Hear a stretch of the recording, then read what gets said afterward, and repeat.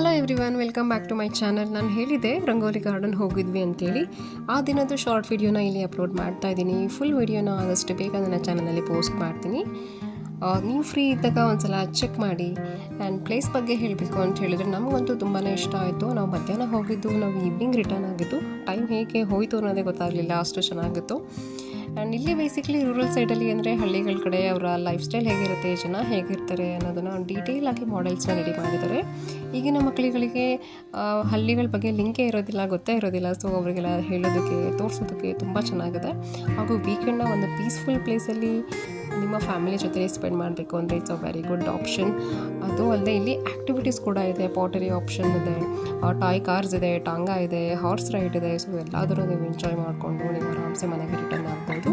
ನಾವು ತುಂಬ ಎಂಜಾಯ್ ಮಾಡಿದ್ವಿ ಅಂತ ಹೇಳಿ ನಾನು ಈ ಬ್ಲಾಗ್ನ ಮುಗಿಸ್ತಾ ಇದ್ದೀನಿ. Thank you so much. Bye bye, take care.